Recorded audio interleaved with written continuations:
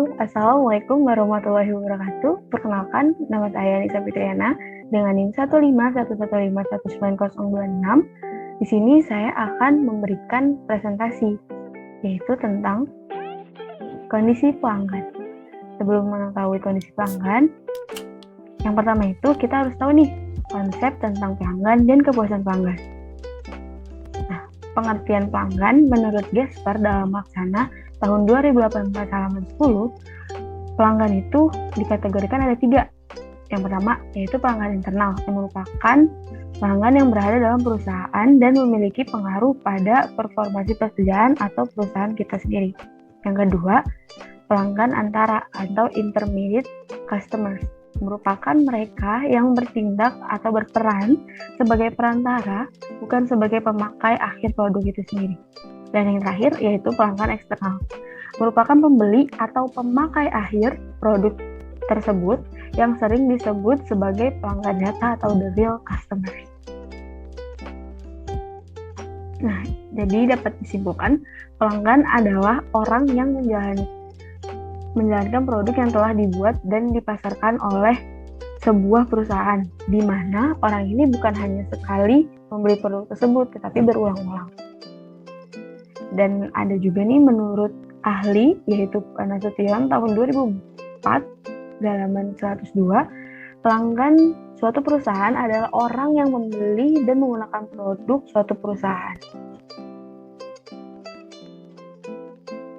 Nah, kepuasan pelanggan. Kepuasan pelanggan merupakan suatu tingkatan di mana kebutuhan, keinginan dari pelanggan dapat terpenuhi yang akan mengakibatkan terjadinya pembelian ulang atau kesetiaan yang berlanjut. Itu menurut ahli Ben tahun 1991. Nah, ada juga menurut ahli Howen tahun 1995, faktor yang paling penting untuk menciptakan kepuasan konsumen adalah kinerja dari agen yang biasanya tuh diartikan dengan kualitas dari agen tersebut. Nah, kepuasan pelanggan tidak akan pernah berhenti pada suatu. Jadi dia tuh dinamis, mengikuti tingkat kualitas produk dan layanan serta harapan-harapan yang berkembang di benak konsumen. Hal ini dipengaruhi oleh pengalaman pembelian mereka sebelumnya, nasihat teman-teman dan kolega, serta janji atau informasi pemasar dan pesaingnya. Nah, menurut ahli Korsby and Stevens tahun 1987, mereka mengemukakan konseptual dari kepuasan konsumen overall terhadap jasa atau service yang terdiri atas 3 hal penting yang termaksud kepuasan. Yang pertama itu ada contact person, 2, the core service, and the organization. Nah, di sini tuh ada alur kepuasan pelanggan. Yang pertama, pelanggan haruslah merupakan prioritas utama dari organisasi tersebut. Jadi keberlangsungan hidup suatu organisasi tergantung pada pelanggan. Jadi bagaimana suatu organisasi ini mengemukakan pendapat-pendapat atau kritikan dari pelanggan supaya produk mereka ini bagus gitu. Jadi pelanggan tetap datang lagi ke organisasi ini untuk melakukan pembelian secara berulang tadi.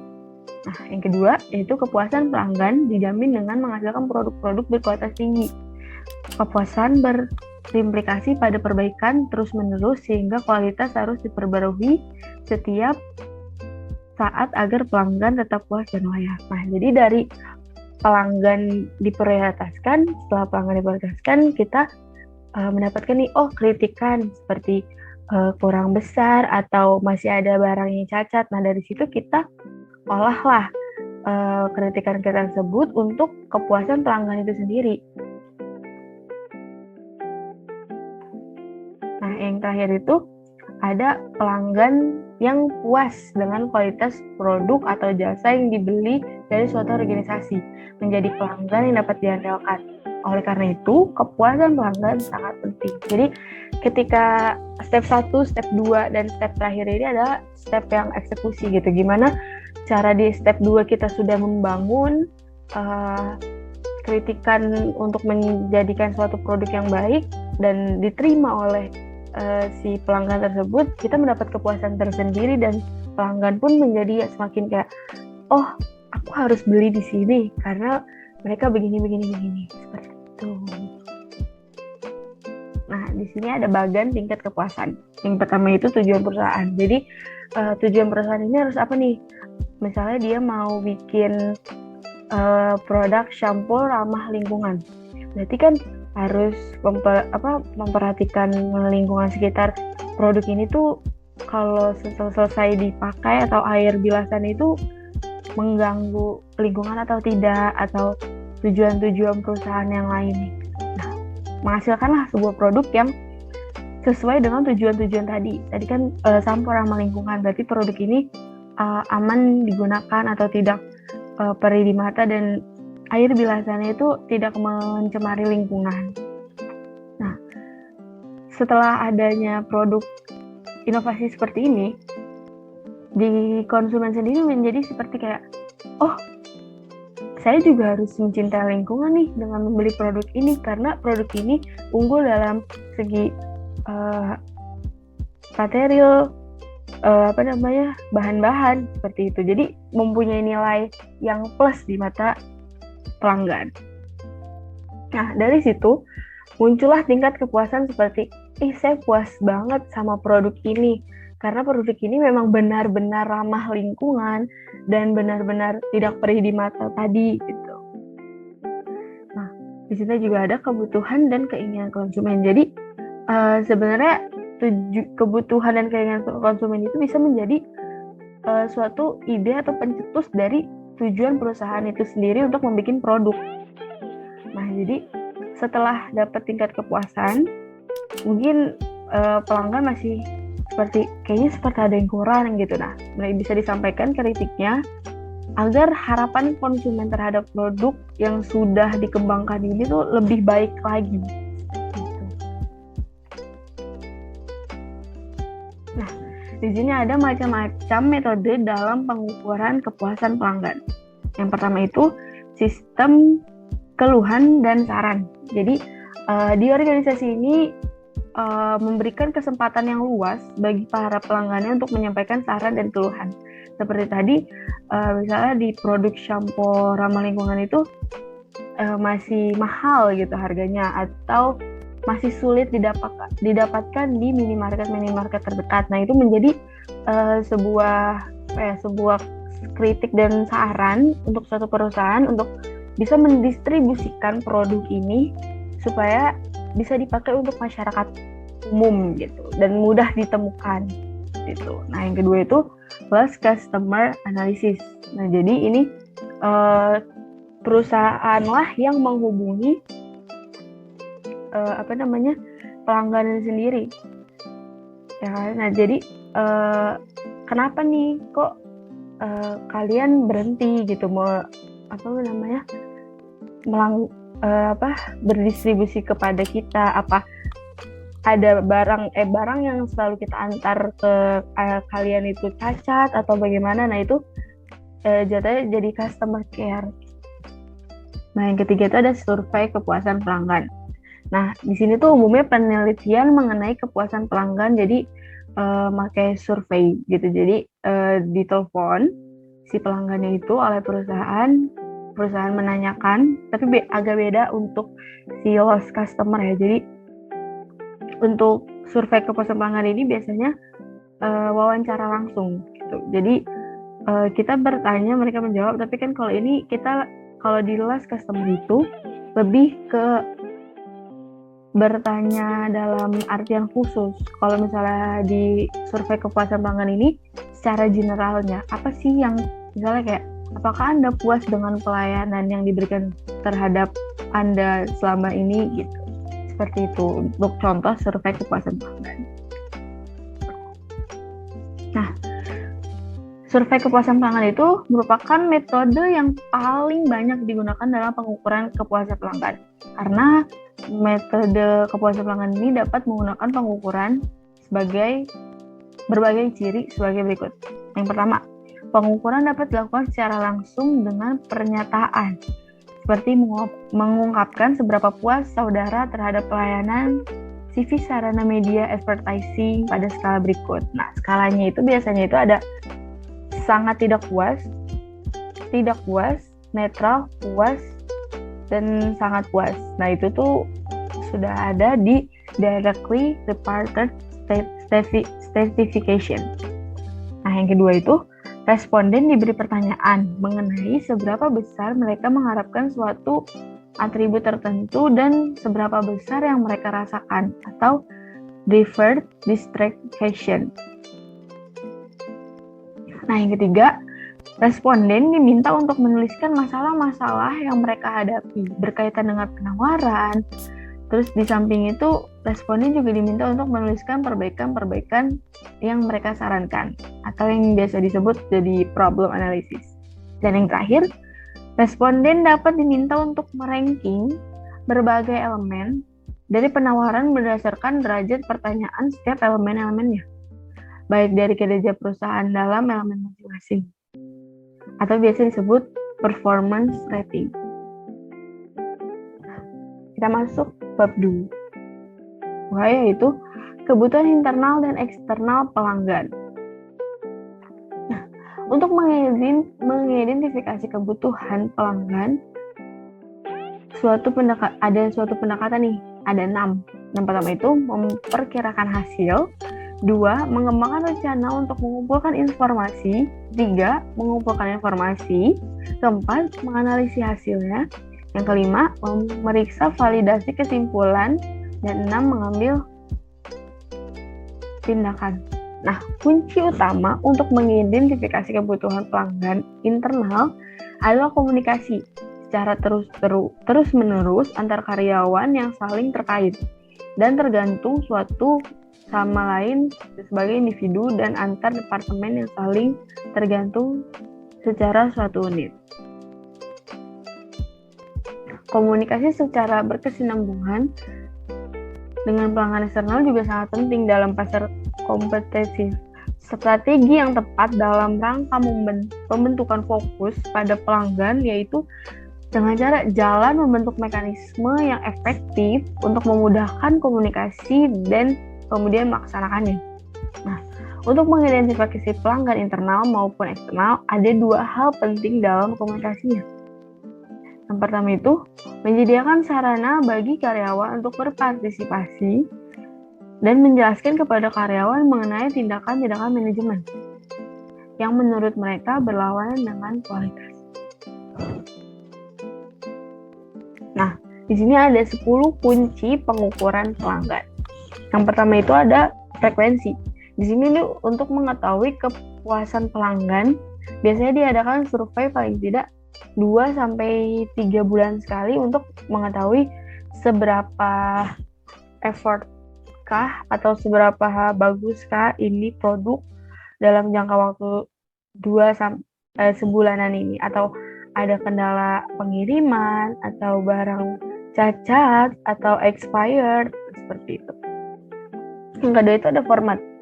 Nah, survei ini dilakukan oleh orang luar perusahaan atau pihak ketiga secara formal melakukan survei. Jadi survei tadi itu bisa dilakukan untuk mengukur kepuasan pelanggan itu sendiri. Yang ketiga itu ada isi. Isinya itu pertanyaan yang diajukan harus pertanyaan standar yang dapat dikuantifikasikan. Jadi bukan yang menjurus ke iya atau tidak gitu. Jadi mereka itu diberi rating apakah pelayanan sangat puas, tidak puas, netral, dan sangat puas seperti itu. Nah, terus ada desain isi. Nah, isi survei harus didesain sedemikian rupa sehingga mampu menjadi alat ukur yang efektif dalam memperoleh informasi akan kepuasan pelanggan. Jadi, isi dari pertanyaan tersebut janganlah terlalu banyak. Maksudnya, jangan terlalu banyak dan isinya tuh 3 bagian, 4 bagian gitu. Karena kadang ada beberapa orang yang ingin banget mengisi survei pelanggan ini, tetapi setelah beliau mengikuti surveinya itu agak lama dan seperti saya sudah malas gitu. Jadi lebih baik isinya itu singkat, padat, dan memang langsung ke tujuan seperti itu. Dan melibatkan setiap orang. Nah, jadi survei ini dapat dilakukan oleh semua level dan fungsi yang ada dalam organisasi yang melakukan survei itu sendiri. Yang keenam, mengukur kepuasan setiap orang. Jadi perusahaan sendiri harus mengukur kepuasan semua pihak, baik itu eksternal maupun internal.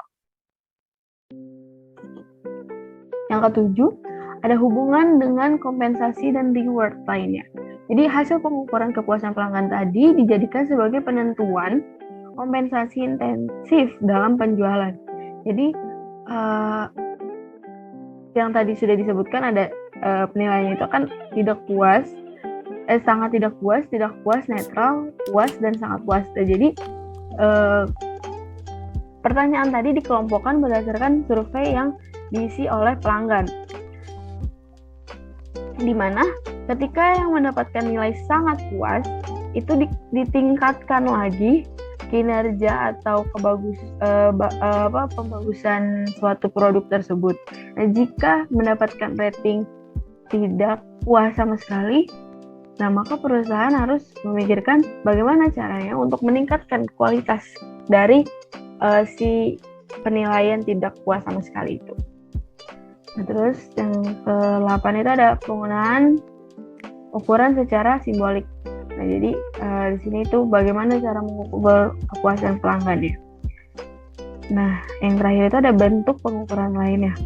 Jadi ada bentuk kalau tadi kita membahas tentang kuantitatif, dan di sini tuh untuk survei ada yang kualitatif. Nah, biasanya itu dideskripsikan hubungan karyawan dengan pelanggan. Masuk ke bab 3 yaitu konsep dan manfaat Quality Function Development atau QFD. Nah, pengertian QFD sendiri, QFD dikembangkan untuk menjamin bahwa produk yang memasuki kebutuhan para pelanggan dengan jalan bentuk tingkat kualitas yang diperlukan dan kesesuaian maksimum pada setiap tahap pengembangan QFD. QFD mempunyai arti penyebaran fungsi mutu. Nah, fokus utama QFD adalah melibatkan pelanggan pada proses pengembangan produk sedini mungkin. Filosofi yang mendasari adanya QFD ialah bahwa pelanggan tidak puas dengan suatu produk meskipun produk yang telah dihasilkan dengan sempurna, bila mereka memang tidak menginginkan atau tidak membutuhkannya. Nah, pengertian QFD menurut para ahli, menurut Gasper tahun 1998, QFD merupakan suatu proses atau mekanisme terstruktur untuk menentukan kebutuhan pelanggan dan menerjemahkan kebutuhan-kebutuhan ke dalam kebutuhan teknis yang relevan, di mana masing-masing area fungsional dan level organisasi dapat mengerti dan bertindak. Nah, yang kedua itu menurut Korsech dan David tahun 2000, yaitu QFD merupakan suatu pendekatan disiplin namun fleksibel terhadap pengembangan produk. Titik awal dari QFD adalah pelanggan serta keinginan dan kebutuhan dari pelanggan itu. Hal ini, maka dari itu QFD disebut sebagai suara dari pelanggan. Manfaat QFD sendiri itu dikembangkan untuk mengurangi biaya setup. Nah, selain biaya setup, ada beberapa manfaat lainnya. Nah, ada 4, yaitu meningkatkan kepuasan pelanggan. Jadi, karena tadi menurut David tahun 2000 itu, pelanggan itu menurut QFD bisa loh memberikan kritik sedini mungkin sebelum produk itu bagus gitu. Maksudnya sebelum produk itu dipasarkan dan memiliki banyak manfaat untuk halayak ramai gitu. Jadi bisa untuk meningkatkan kepuasan pelanggan juga.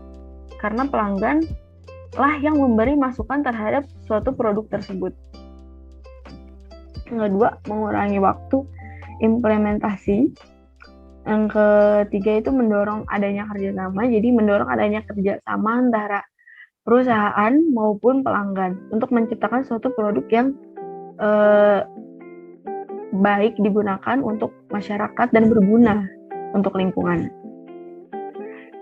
Yang keempat itu menyediakan dokumentasi. Jadi harus ada dokumentasinya nih. Jadi misalnya produk awal tadi bentukannya mungkin sekecil ini pertamanya, terus dikembangkan lagi, kritik dari teman-teman, dari pelanggan itu kurang gede size-nya, ditingkatkan lagi, dan formulanya udah pasti harus berbeda sama yang sebelumnya. Nah itu harus ada dokumentasi, ini waktu botol 100 ml dengan formulasi segini. Terus ini botol 150 ml dengan formulasi seperti ini. Jadi pelanggan juga tahu revolusi dari suatu produk ini. Nah, dari KFD sendiri tak luput dari house quality. Apa sih house quality? Apakah rumah? House quality merupakan instrumen utama yang digunakan oleh KFD adalah house quality. House quality yaitu alat yang menerjemahkan keinginan konsumen ke dalam kebutuhan perencanaan yang dikombinasikan dengan nilai target dan dicocokkan dengan bagaimana organisasi mengenali permintaan tersebut.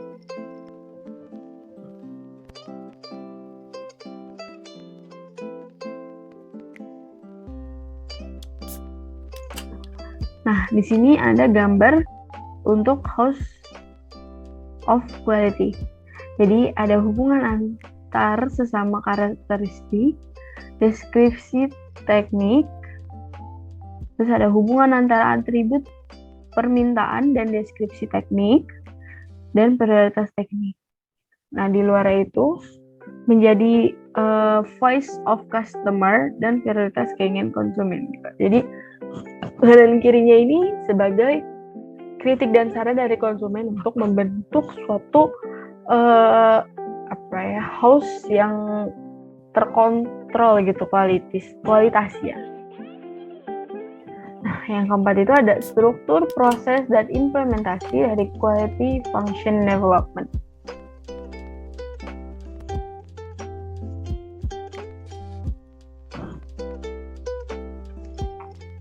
Nah, ada 6 langkah nih. Yang pertama, membentuk tim proyek dan proyek tim. Yang kedua, itu ada menyusun prosedur pemantauan. Yang ketiga itu ada memilih proyek. Yang keempat itu ada menyelenggarakan pertemuan untuk memulai. Yang kelima itu ada melatih tim sebelum memulai proyek.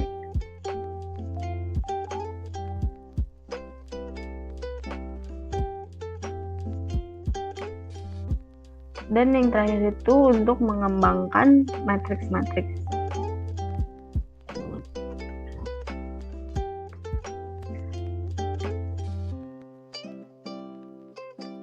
Nah, ada quotes nih sebelum saya tutup presentasi hari ini. Ada yang lebih besar dari rasa takut, yaitu keberanian yang akan melakukannya. Itu kata Pidi Bait. Jadi, teman-teman jangan takut untuk melakukan suatu terobosan untuk menciptakan kepuasan pelanggan, khususnya terhadap pelanggan, agar perusahaan teman-teman bisa berjalan dengan baik gitu dan diterima oleh masyarakat. Terima kasih. Sekian presentasi dari saya. Kurang lebihnya mohon maaf. Wassalamualaikum warahmatullahi wabarakatuh. Dah.